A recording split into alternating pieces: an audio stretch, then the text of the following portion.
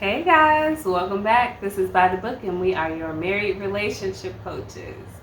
Today we're talking about soulmates. My wife is looking forward to having this discussion about soulmates.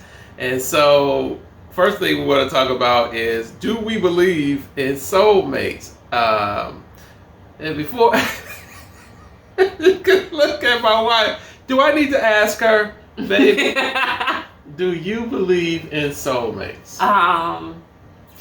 Why? Of course I don't.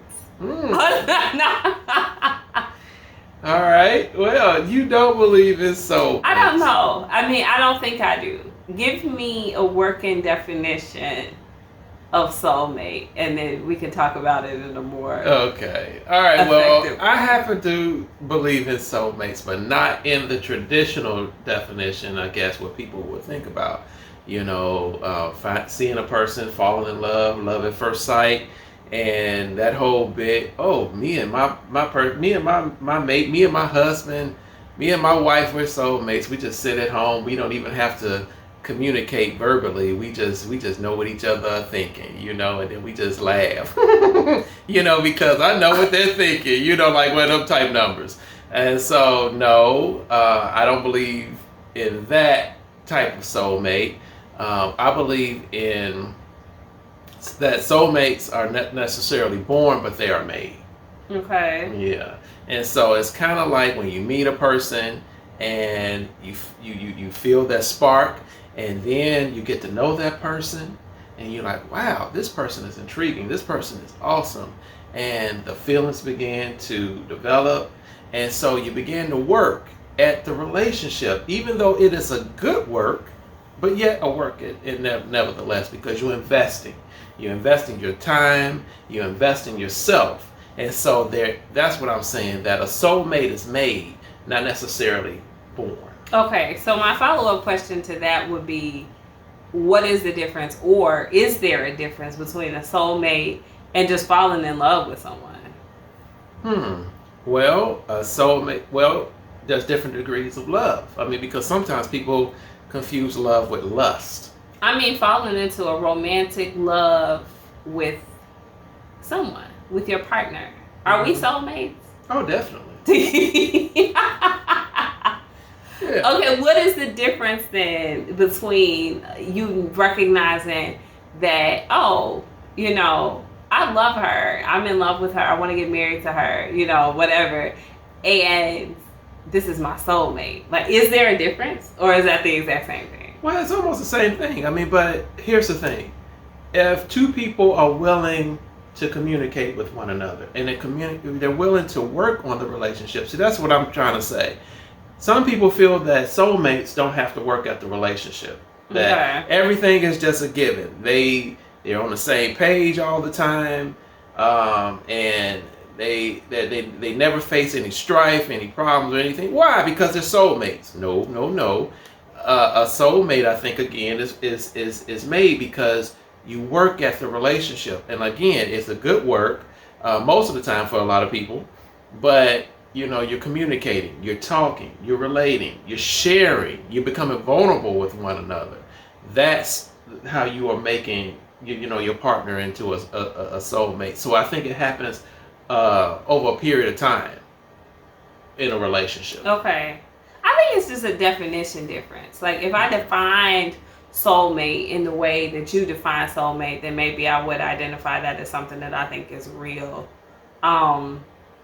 When I think of what you just described for me, I feel like that is a healthy, loving relationship. Nothing more, nothing less, or a healthy, loving marriage.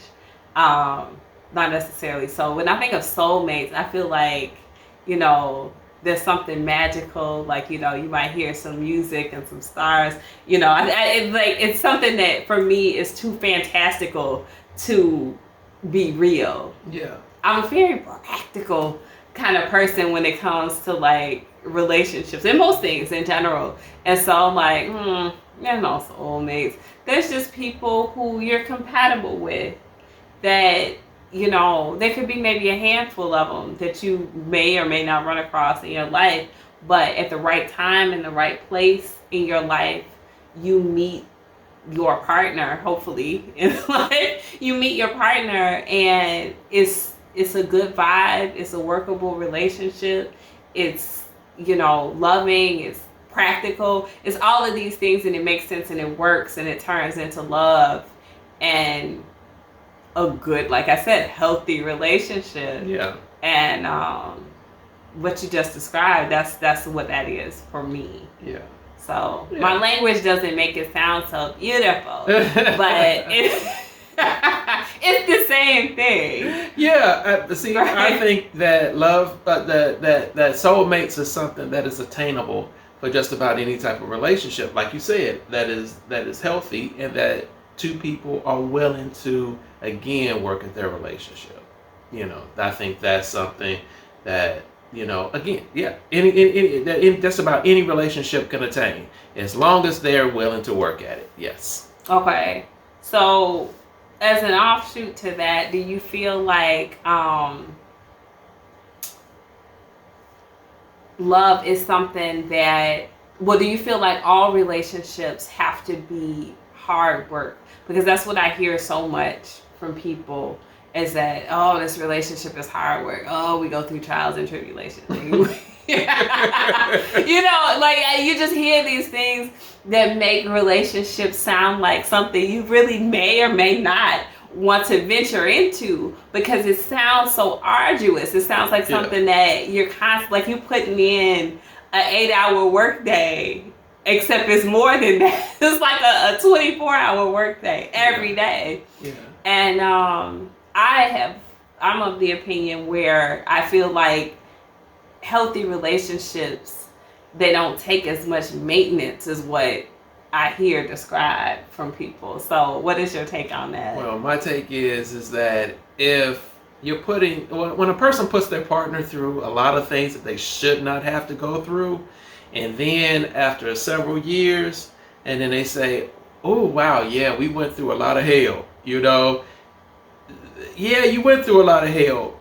That's because one or both were not respecting the relationship or each other. Mm-hmm. You know, and that's not what I'm talking about. I'm talking about from the context of a healthy relationship, two people that agreeing to be together and they're working at the relationship. Like right now, I can look at my wife and I can say, "This is my soulmate."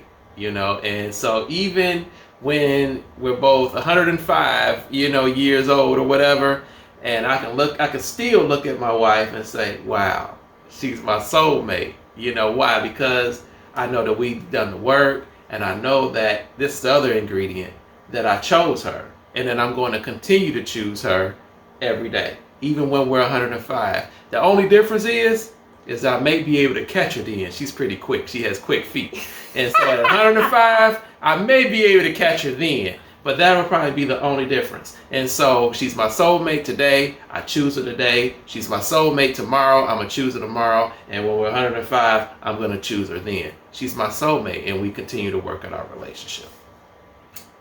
Well, there you have it. That's very sweet. This is my partner, my healthy relationship partner. If he calls it a soulmate, that's just fine with me.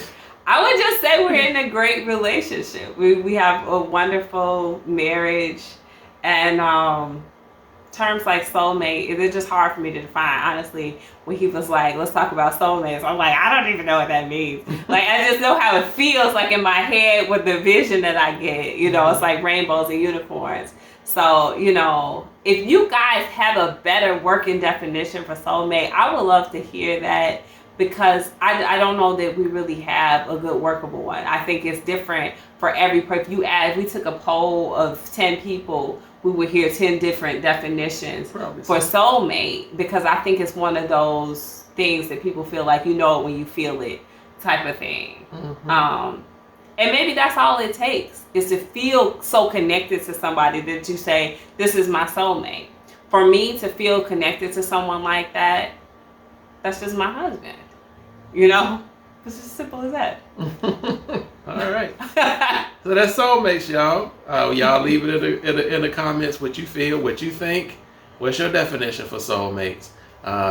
Is it attainable? That's a good one. Is it attainable? And is it sustainable? Oh, much better. Much better. So we're going to call it there. Y'all have a good night. All right, guys. Like, subscribe, share, and we'll talk to you soon.